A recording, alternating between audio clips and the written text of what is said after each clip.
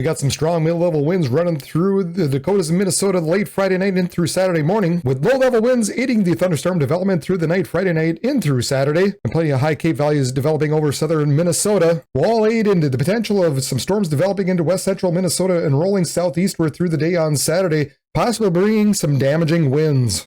Hello everybody, this is meteorologist Brad Warner from Region Weather Live, and Friday is going to be fairly quiet until we get later in the day into the afternoon and maybe even the evening hours until we see this little shortwave run across the Canadian border across North Dakota and into Minnesota.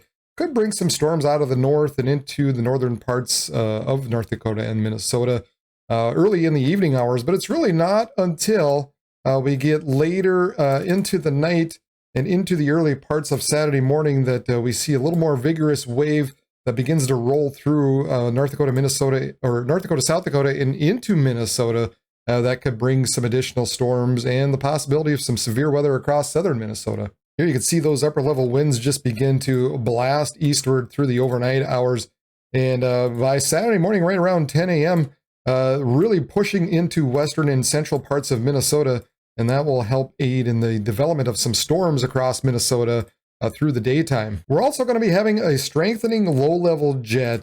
So this is the 850 millibar jet kind of coming out of the south. And so this at this point, we're looking at 7 a.m. on Saturday morning. And so we're going to be expecting some storms to develop in through the central or eastern Dakotas into west central Minnesota. And those are the storms, again, we're kind of looking at pushing to the southeast throughout the day. And as we look at Friday evening, we still will have some higher Cape values into portions of North Dakota, Minnesota. So as maybe some of those storms kind of come out of Canada, there might be the isolated severe report or two that comes out of there. But we're not looking at the main event until later into Saturday. You can see how these high Cape values start to pool up into southern portions of Minnesota. Later in the day, we're looking at, over 3,000, close to 45 to 5,000 joules per kilogram possible into southern parts of Minnesota by Saturday afternoon. And so here we take a look at the HRRR, and there's that storm that might come out of Canada, out of Saskatchewan and Manitoba and run into northern, north central, northeastern parts of Minnesota. This is right around 10 p.m. on Friday night. And those storms kind of move to the east, and by the time you get to around midnight, they're going to be kind of, I think for the most part, they'll sort of be dissipating as we'll kind of refocus some of our energy on this stuff a little bit further to the south. Now, this storm coming out of Canada and in through northern parts of North Dakota could have some large hail and some strong damaging winds with it.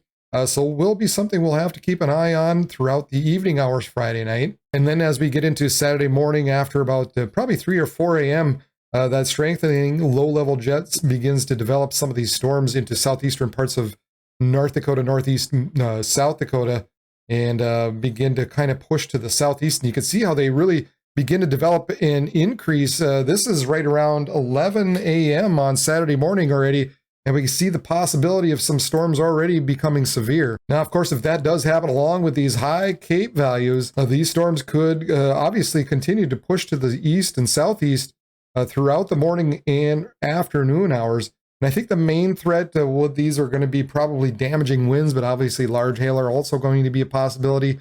And unfortunately, we're not going to be, we can't rule out the possibility of an isolated tornado or two as well. So I really think as this kind of congeals and moves along throughout the day, we're really going to, as this kind of moves into far southeastern parts of Minnesota and into Wisconsin, this is really going to turn into more and more of a windbag type of event.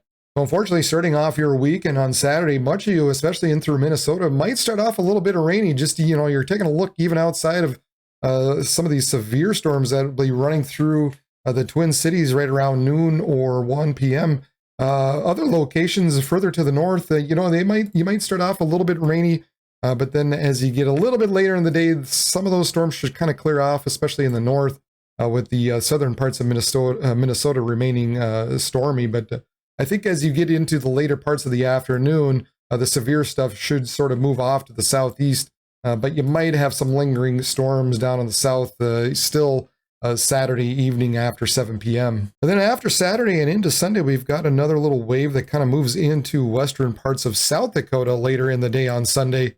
And of course, that could bring the possibility of some rain and some thunderstorms and even some severe weather across the western portions of South Dakota by 6 p.m. Mountain Daylight Time or so, even a little bit before that.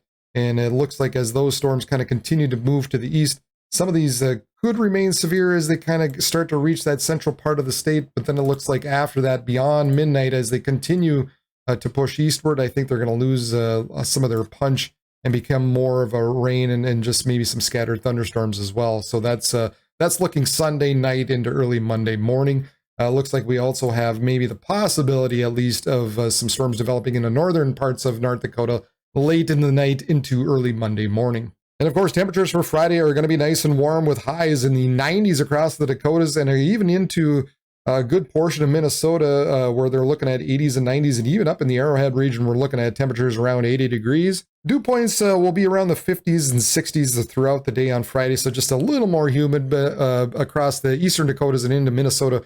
Western Dakotas are still going to be quite low as far as humidity goes, but some of that dew points are going to start to sort of inch its way northward, especially as you get into Saturday morning and look at that, we're looking at dew points back into the 70s across southern portions of Minnesota and eastern portions of South Dakota. And of course, that's going to be kind of helping to be some of the catalysts for some of the severe storms that are going to be possible later or in through the morning into the afternoon hours on Saturday. Your highs for Saturday might be a little tricky, just depends on where some of these storms actually develop, but we're generally looking at 80s across the 70s and 80s across North Dakota, northern Minnesota, 80s, 90s, maybe 100 in some portions around that kind of that Yankton winter area if they're able to remain free of storms, of course, and remain free of clouds. Some of these areas could be kind of warm as we get into Saturday. And Sunday, there still continues to be a divide as the upper level jet stream kind of streaks right across our region and divides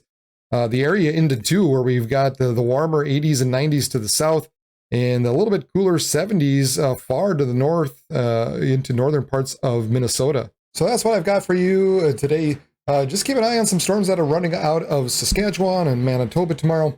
Never mind my bald head. I just can't quite seem to get the lighting right in here. Someday I'll be able to afford good lighting. So until then, you're just going to see where I'm missing a part of my brain. Some probably are just probably not too surprised that I'm probably missing part of my brain here. But anyway, but yeah, keep an eye on, I'll stand nice and straight. Keep an eye on some of the storms running out of Saskatchewan and Manitoba later in the afternoon into North Dakota. Might be severe, but really what we're really going to be keeping an eye on is some of the development overnight, Friday night into early Saturday morning as they run into Minnesota. Some of those storms as they move into Minnesota, into central and eastern parts of Minnesota, those could be severe. So those are the ones we're going to have to be watching out for. Those are the ones we're going to have to kind of be keeping an eye as far as the possibility, at least, of some severe storms, of some damaging winds and some hail, and even the possibility of a tornado. So we'll keep an eye on it for you. So make sure you hit like and subscribe down below so that you know when I am on live. That way I'll be keeping track of the storms for you through Saturday morning, and as they do become severe, you'll know when I am on live. And also go ahead and like and share. That way other people find this page and can be warned when stuff happens, and they can be safe as well, because that's kind of the name of the game with all this. Let's just keep everybody safe and happy and warm, right? All right, everybody. Appreciate everybody who has hit subscribe and liked throughout the time here. I really mean it from the bottom of my heart. Love you guys. So for Region Weather Live, I am meteorologist Brad Warner. Everybody have a good day.